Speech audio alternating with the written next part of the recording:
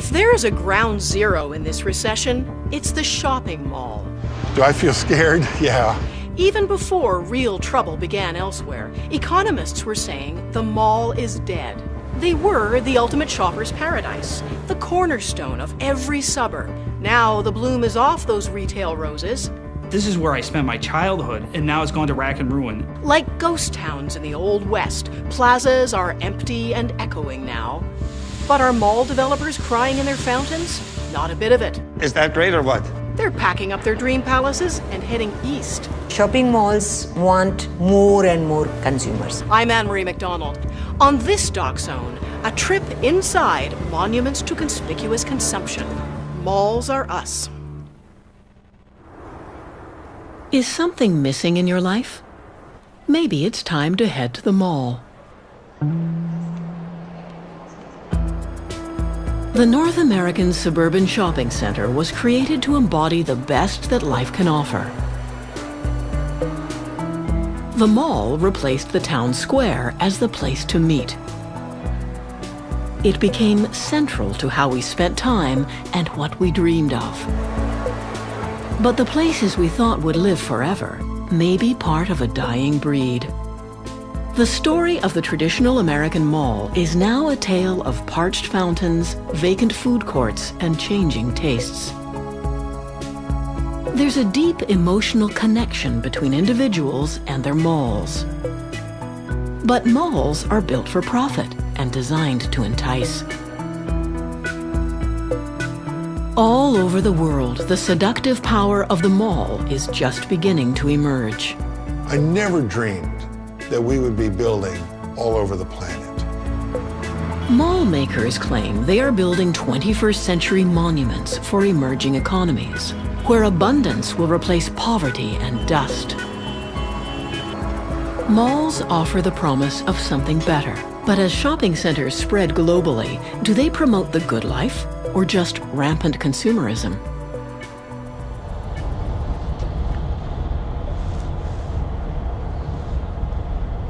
Entrepreneur Ruben Stahl is traveling to the site of his future mega mall, a 331-acre patch of forest he wants to transform into an environmentally themed retail park. Religion, heritage. I pray every morning. Really, I do the whole ritual. Today in North America, in spite of our collective devotion to shopping, it takes almost religious zeal to get a new shopping center off the ground. Ruben's project is no fly-by-night idea. A veteran of the mall business, he's been dreaming of this venture for the last 17 years. The malling of America is all malled out. This is the last piece of land. Now, is that dramatic? You're going to see that on the freeway where we exist. Potential investors are nervous about the scheme, and for good reason. Traffic at malls is falling off as soaring food and fuel costs, combined with sinking stock markets, are cutting into the purchasing power of consumers everywhere. Many are buying closer to home or looking for bargains online. In the U.S., the number of store bankruptcies is climbing off the charts. In 2005, only 5 malls were built in America. In 2007, there was just 1.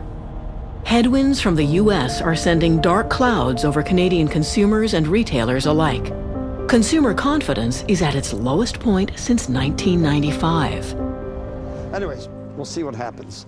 Okay? No surprise there's less money for shopping in malls. Ruben wasn't always swimming against the tide. He made his reputation in the booming 80s as creative genius behind one of the largest malls in the world, the West Edmonton Mall, where shopping and spectacle combine for fun and profit. Think of the magnitude of 111 eateries in a mall. 836 stores. 836 stores in one mall. It's unheard of.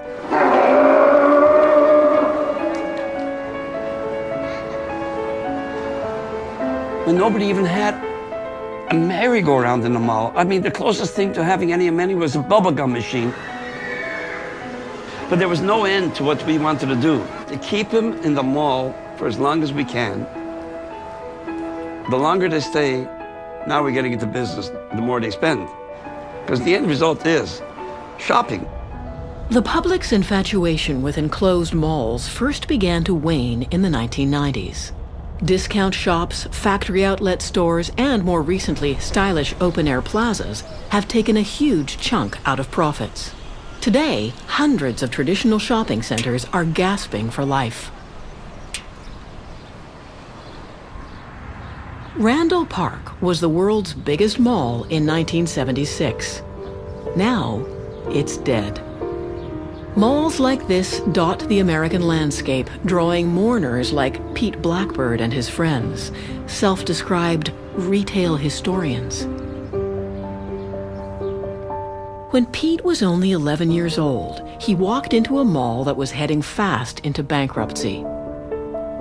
The shock of seeing a once thriving mall on the verge of collapse prompted an obsession. I got my license and I started driving around, and every exit that had a mall that was struggling. And I realized it was a nationwide thing.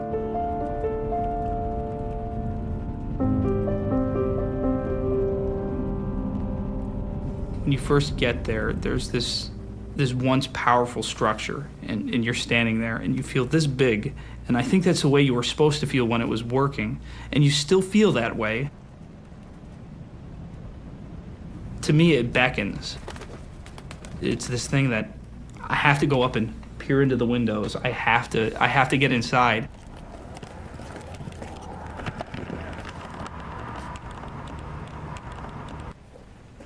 In 1999, Pete and his friend Brian Florence launched the website deadmalls.com, sharing their photos and observations. It wasn't long before they were inundated with emails and photos from hundreds of others throughout North America, all wanting to commiserate about dying malls. The traditional mall was once part of the American dream, where community, comfort, and capitalism could come together, all under one roof. We're in suburban Minneapolis at the Garden Court of the Southdale Regional Shopping Center. Here, springtime is perpetual because the center has year-round air conditioning and because its contemporary version of the Old Town Square is covered by a roof.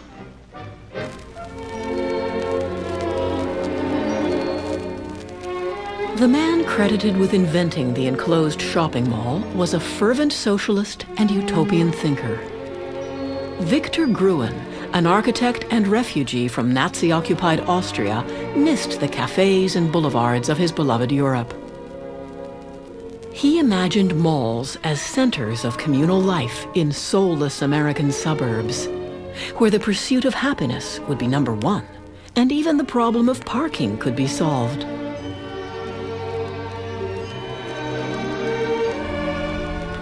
Malls were like magnets, and soon became America's most popular and profitable suburban destination. During the 1970s and 80s, a new enclosed mall opened somewhere in America every 3 or 4 days, no matter the demographics.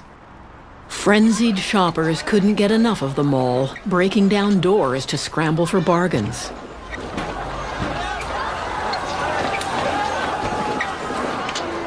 It was enough to give filmmaker George Romero nightmares. His cult classic, Dawn of the Dead, satirized our obsession with shopping. This is of a society gone mad. I'm afraid. Why do they come here? Some kind of instinct, memory, what they used to do. This was an important place in their lives.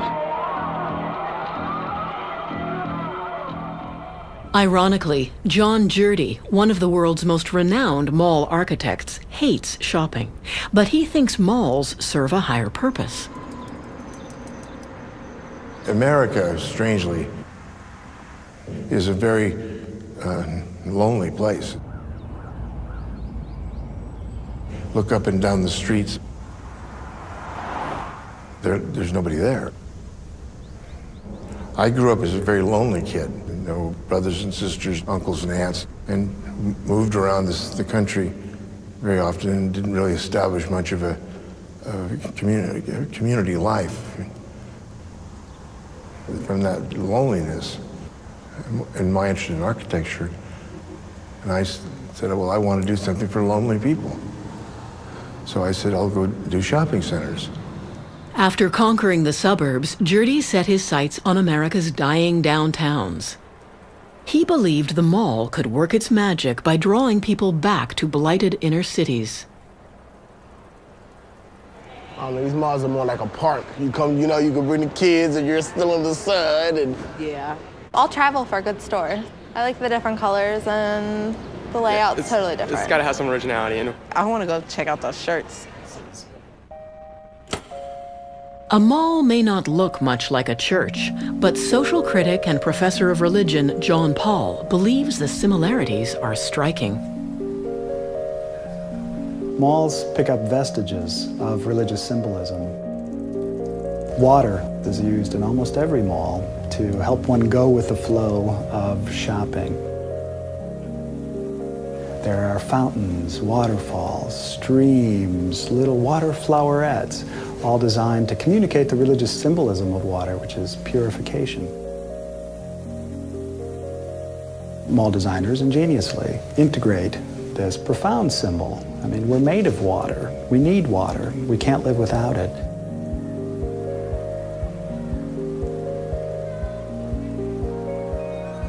Same thing's true of the way light gets used in shopping malls. Light is energy.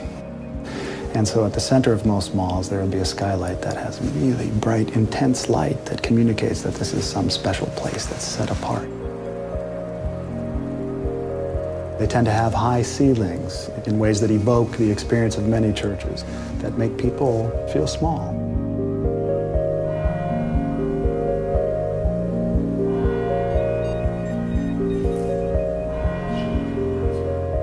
By having trees in malls, architects and designers are saying this is a place where you can grow, where you can become a better person, where you can even live eternally, because none of the trees in malls ever die.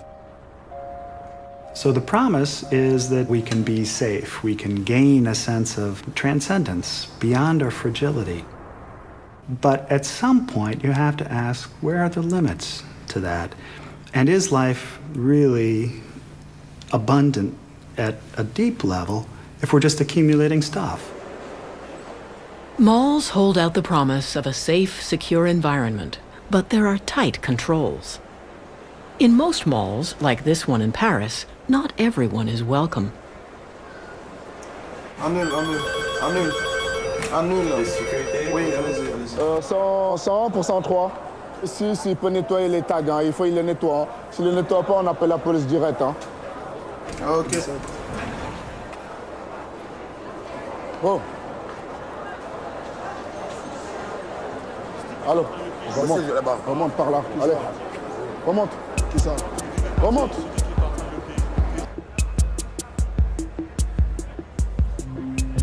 Everybody knows that everybody at the mall is there to shop. And if you disrupt that conformity, you're disrupting something that at some level people hold as sacred. And therefore it's a threat to the bottom line, which is finally the retail bottom line of sales and profits. But as sales and profits tank in North America, retailers are exporting the seductive power of the mall to far-flung markets where luxury knows no bounds. The whole world wants the liberties and freedoms that we take for granted. Right now, you follow the money.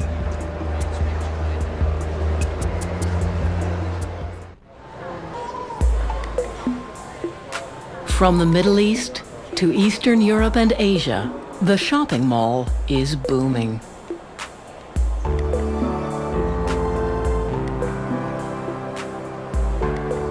The mall is precisely the kind of safe, controlled retail destination that privileged consumers in emerging economies seem to be seeking. Refined and secure shopping experiences far removed from the have-nots in their societies. 色違い多分持ってるわ。どれ？これを持ってんの。あ、これめちゃめちゃ、後付けじゃない。これだけで買ったで。ショーパンについとった。American-born architect Eric Kuhn is a true believer in spreading the power of retail to the world. The constellation of projects we have now are just magnificent. Asia, Northern Asia, Central Asia, Southeast Asia, the Middle East, Europe, Eastern Europe, a resort lake development in Kazakhstan, a city for 700,000 people on the northern end of the Arabian Gulf for the Emir of Kuwait. And tucked into it is retail that stitches all of that together.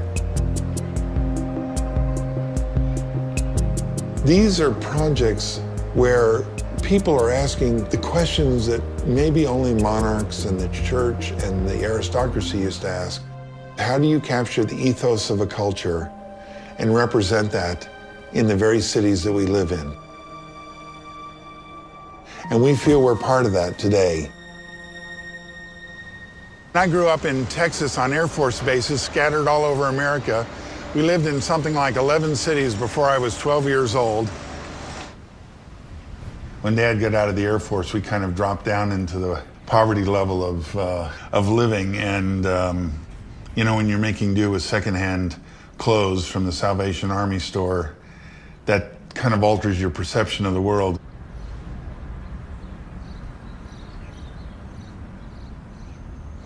And now I'm working with some of the most powerful men and women in the world. They're building monuments to their civilizations. They're creating places where the rest of the world is going to beat a path to come and be seen and do business. Kuhn's reputation as a designer of mega projects was built on the colossal success of his first mall, Blue Water. Built in 1999 just outside London, England, Blue Water attracts 27 million visitors a year. It's the largest retail and leisure destination in Europe. When we were asked to work on Blue Water, I gained an unbelievable appreciation of how powerful retail was. It is unstoppable. For me, retail is the way people personalize their lives. And in a world that's increasingly hostile and incomprehensible, a chance for an individual to give meaning to their life through the clothes they wear, the way they dress their kids, the way they outfit their homes. It's such a powerful force.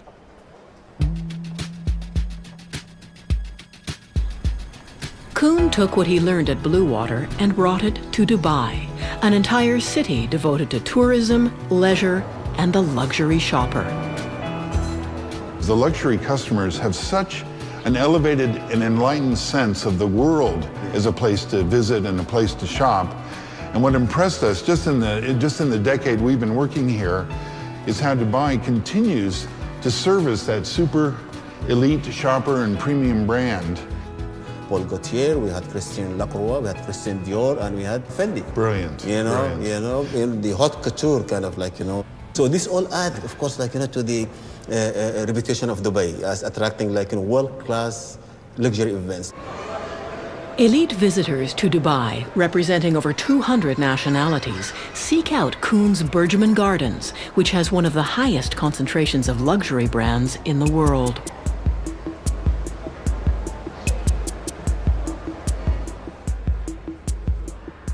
جمعة الماضي معلم الصبح قمت بكير صحبت لك على برجمان شو بدي اعمل نهار الاوف يعني اخذت فنجان قهوه الصبح كانت مرتي بعد عندها شغل قلت لها الحقيني الظهر اخذت فنجان قهوه لهيك رواق ما في حدا خلصت لقيت لي طلعنا غدينا فوق بالفود كورت بالجابينجو واخذنا البنت لعبناها شوي بالفود كورت على الاخر كمان كملنا هيك شويه شوبينج معلم طلعت بالساعه لقيتها 5 6 خلص النهار دورت رحت على البيت وقعدت ريلاكس شوي تي في يعني خلص النهار ما حسيت ومبسوط تسليت كل شيء يعني عن جد نعمه من عند ربنا انه في مولات جامعه كل شيء يعني.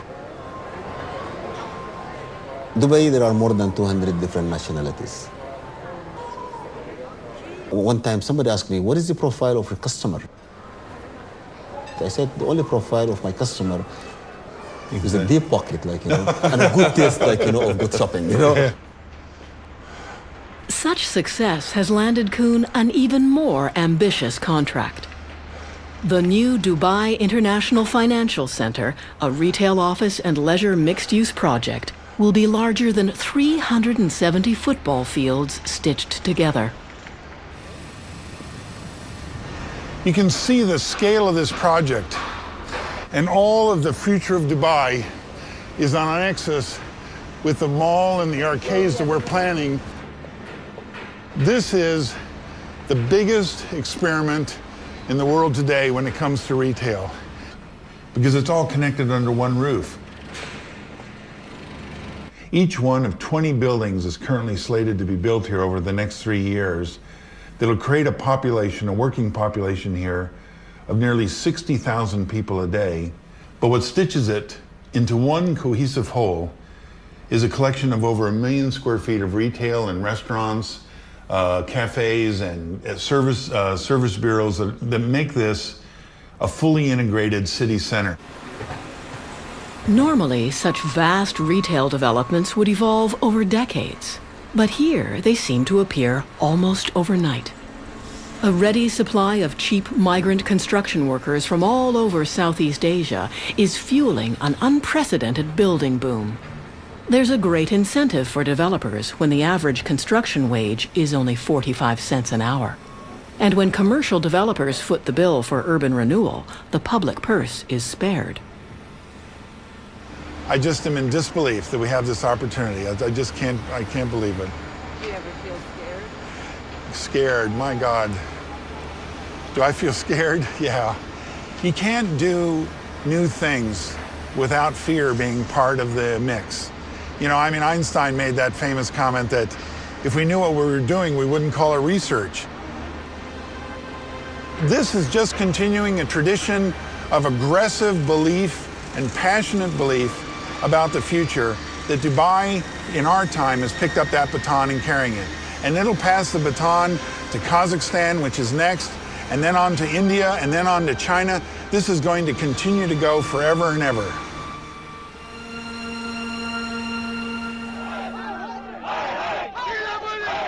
But not everyone wants to shop at the next newest mall in the global village. When we come back, the world's first anti-mall riot.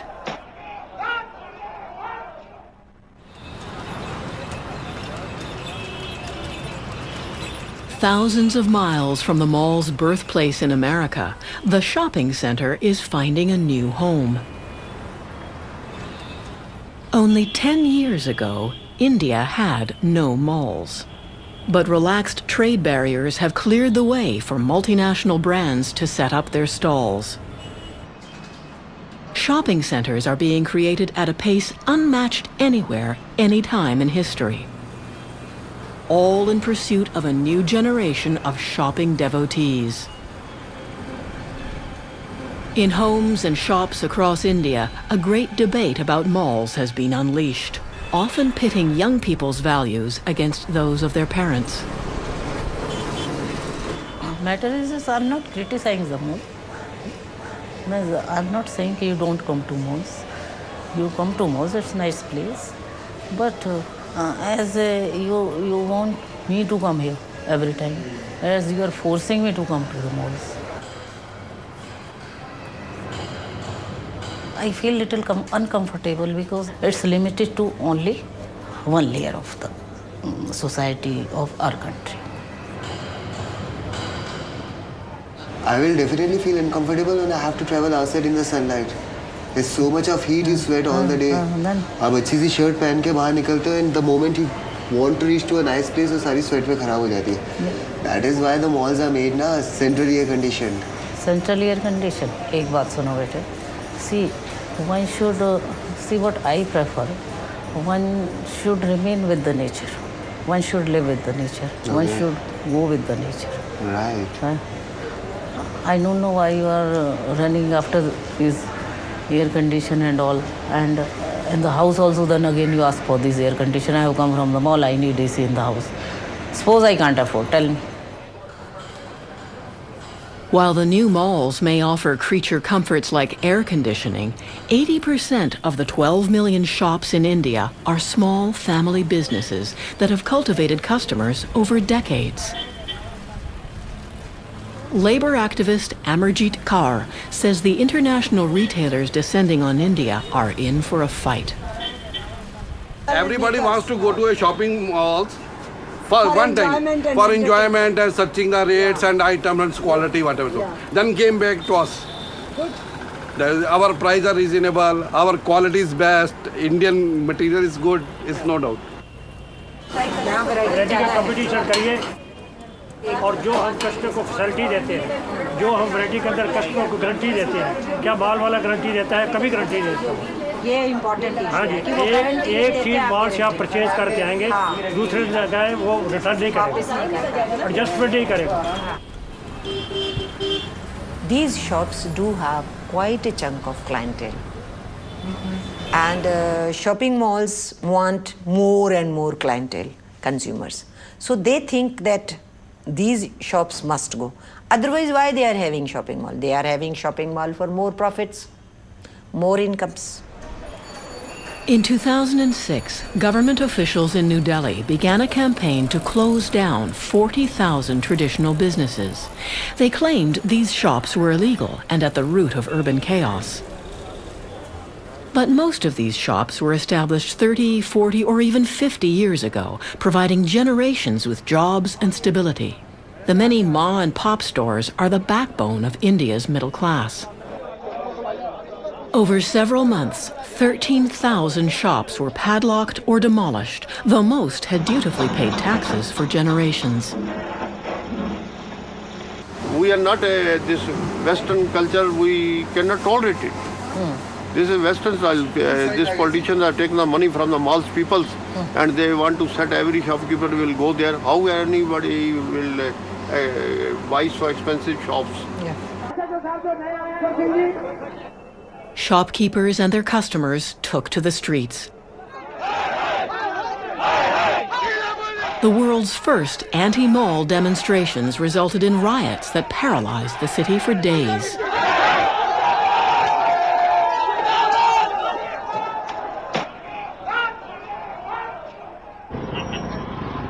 Our wives, our children came on the road. We have agitated it. And we confronted with the police also. We confronted with them. We will not tolerate this. This is bloody gundagardi. They are not doing justice with the middle class people. Yes. They want to close all these shops. They are making only money. By many countries, shopping mall culture is just a way of life. But in my country, it's in contrast a very fast process of pauperization, of not only poor becoming more poor, but of middle class going down the drain. Big architects coming, big builders coming, developing into. For them, it's a sort of a business competition. Every latest shopping mall they will create, they will try to upgrade it from the previous one. Do they ever look at it? They give in contracting, subcontracting, subcontracting. But do they know who, the people who labor for creating such big, huge buildings, what is happening to them? We have not yet solved the question of clear drinking water to almost 500 million people of India. We are yet to solve our problem for about 570 million people to give them sanitation. Amarjit says mall development harms both shopkeepers and laborers and wants shopkeepers to lead the resistance.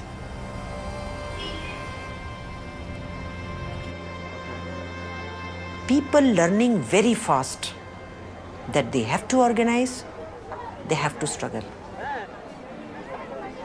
लेकिन जैसे लड़े थे वैसे लड़ेंगे ना? लड़ेंगे ही, जब लड़ेंगे तो लड़ेंगे ही, जब वक्त आएगा तो लड़ लेंगे। बिल्कुल। Let the shopping mall owners understand, India is not that easy. For now, government shop closures have subsided in Delhi as a result of the protests.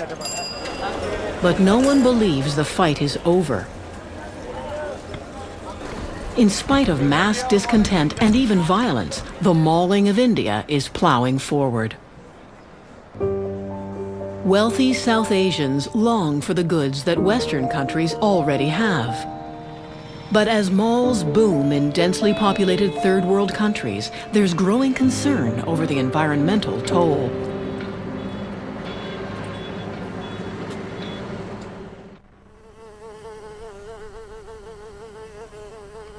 For environmentalist Vikram Soni, mall culture represents an enormous threat to India's fragile ecosystem. You know, when you talk in India, there's a sort of idiomatic way of saying that, you know, this place used to be so uncivilized, there was nothing but jungle here. But now there's no jungle left in the country. You know, you can create waterfalls, you can create, you know, atriums, you can create a lot of things in the mall, but everybody knows that this is artificial, right? And sooner or later, it's going to catch up with you. The Delhi Ridge Wilderness Preserve provides green space and renewable fresh water to the overpopulated and congested city. It will soon be home to Delhi's newest luxury mall. In spite of countless government assessments advocating total protection of the Delhi Ridge and protests from environmental activists, construction of the new mall will continue. Not only will a pristine water source be threatened, the new retail complex will itself consume vast amounts of water.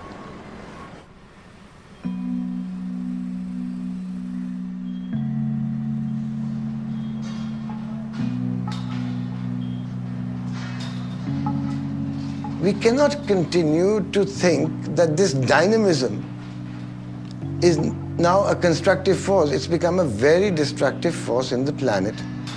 And we have to rein in and decide what we need. I don't know, it doesn't matter whether it's Versace or Gucci or whether it's a Sony television set. They are not what are the vital elements of life. We are going to knock off the environment faster than anybody ever did it. But the promise of the mall remains an irresistible lure in developing countries. Mall makers believe it's time people in emerging economies were offered the same high-end luxury and leisure environments now enjoyed in the West. As new malls spring to life in India, North America provides a cautionary tale. In the life cycle of the shopping mall, dying days draw near.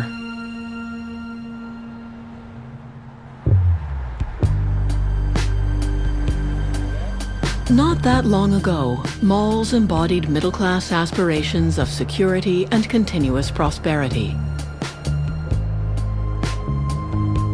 Dying malls are reminders that once thriving communities can fail, even in a single generation. John Hollick, an accountant from Ohio, writes a eulogy for the mall he grew up with. Rolling Acres, a once hopping, state-of-the-art 70s mall, now falling into bankruptcy. It's like losing a piece of himself. Rolling Acres opened August 6, 1975, with Sears and 21 other stores as a perfect example of mid-70s mall design. At the center was the Court of the 12 Trees, with its unique stainless steel and orange tile fountain surrounded by 12 Indian laurel trees. The mall was absolutely filled with natural light, from giant skylights and those soaring ceilings throughout. Wow. To a poor 11-year-old kid growing up in the depressed industrial town of Barberton, this was like a fantasy world. The feelings that people had towards these malls were almost universal. They would say, my mall is dying, and this is where I spent my childhood, and now it's gone to rack and ruin. Our parents had downtowns that they went, and that's a place that they were able to express themselves and decide who they wanted to be. And for us, it was the mall. There's a spirit to this mall. There's a soul here, and that spirit and soul will not allow this place to die. Penny's has been here forever.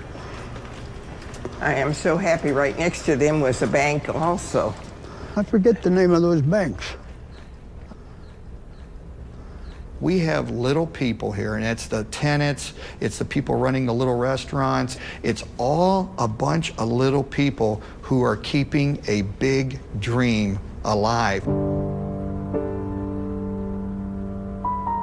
The newest mall is safe until the next newest mall is built. The problem with that is it leaves a trail of malls behind.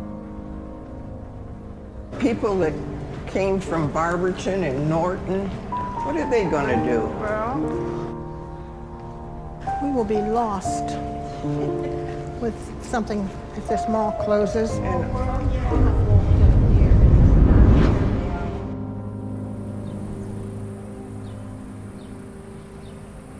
As mall rats mourn the passing of their malls and the failed promise of better times, can anyone save the North American mall? This project is destined to be the best there is probably in the world. I just love it.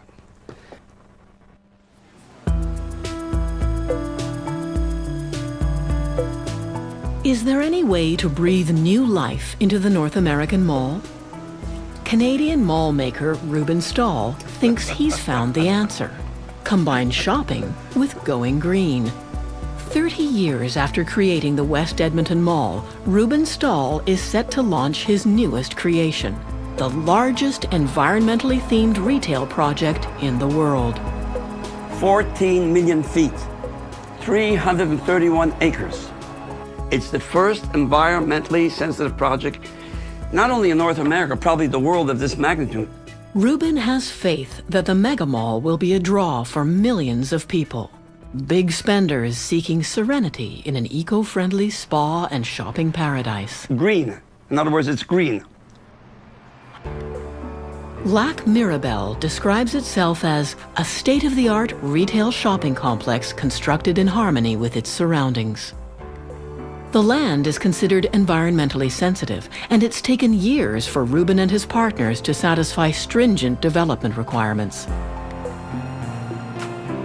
If you're building something great, there are always obstacles, you know? Nothing happens overnight. Obstacles were wetlands, which are, you know, government very sensitive to wetlands today, and we had to work around it. Right now, Ruben's dream looks more like a clear cut. But if you're gonna dream, you might as well dream big. They were ready to stop this mall. But what we did is we kept the wetlands, worked around it, and made things that are just incredible. What you see here are 2.5 to 3 kilometer trout streams. These are all man-made, by the way, that go through all the area down into this lake where they spawn. It was starting with 20,000 trout. The people living here can actually go to their condo, put a rod into and catch a trout and come home and eat it. So now we had to go and find people who can actually design and build these streams, get the algae out and toxic waste out and to maintain them. These are all man-made, by the way. And if you're going to bring the great outdoors indoors, there's no better place to go for inspiration than America's largest sporting goods store, Cabela's. Ruben wants to lure the hugely popular American retailer to his mall.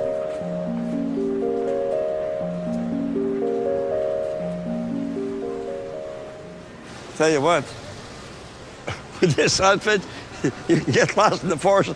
Nobody would know you're not a tree. It's beautiful. How many Cabela's have you been to right now? Me? Visiting, yeah. Oh, no, this is the only one. I'm building one that's like this in Canada. At our project, I think we're going to have an entire Serengeti type of... You have that here? We do. The African diorama is in all the Cabela's, and some stores even have it where when they have Santa Claus come to the store. Yeah. That's where they've set Santa. Kind of a unique photo opportunity. On a Saturday, we'll get about 12,000 transactions. On a busy Saturday, we'll get about 15 to 20,000, depending on the events going on. 15 to 20,000 transactions. Man, And that is awesome. I can't wait to open. Ooh. This is a double rifle. It Yeah. would be used for large African game. You would use this on, say, rhino. On a rhino or elephant? An elephant. Wow. $14,000. I mean, you can actually blow a rhino down or an elephant. You know, this is unbelievable. This is a Colt M4. A lot of fun to shoot. Real easy to get good at in a hurry. What do you shoot with this? 223. 223. What type of animals? Not animals. This is made for humans. For humans. Here in Arizona, this is the second most popular tourist attraction to only the Grand Canyon. Can you imagine? So, and the Grand Canyon is one of the 8 wonders of the world. So this is the second largest tourist attraction. Can you imagine what this is going to do in Quebec? My God. Far in there, right? Look at that. And that big one wasn't... You want some more? Look at him go. That is something fantastic. If you were in the Grand Canyon, this would be part of it. This elephant is real. The elephant is real. Is that great or what? Al Gore is right. These animals should be preserved somehow, and look how beautiful that is. You know what? I will have Al Gore come to our project. Somehow he will be there to talk about our project that is environmentally sensitive. Can Rubin, with or without the help of Al Gore, save the North American shopping mall? What began as a utopian ideal, a perfect climate-controlled haven for shopping and leisure, gave way to the reality of America's car-centered culture. Today's mall makers have an even grander vision, building shopping centers on the scale of new city-states. When we go build in places like Korea or China or Kuala Lumpur, for instance, or the Middle East, Central Asia or Europe, it's not the disease of the American shopping mall, which is an antiquated experience. It's about trying to recapture the spirit of what those communities were like.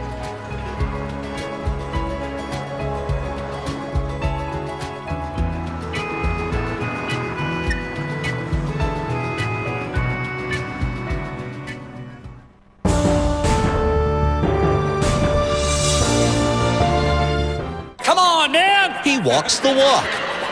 Even when I try to do a porn star walk, I still look like a leprechaun. He talks the talk.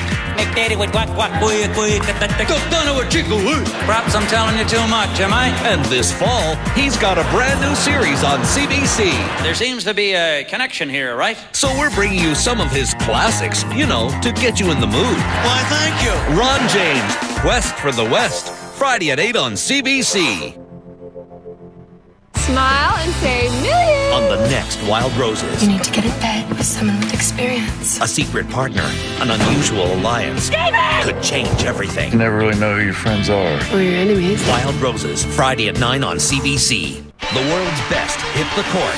CBC serves up exclusive championship coverage of Canada's premier tennis event from Toronto. Rogers Cup on CBC. Women's semifinals. Saturday at 3 p.m. Eastern. Another Doc Zone starts now on CBC.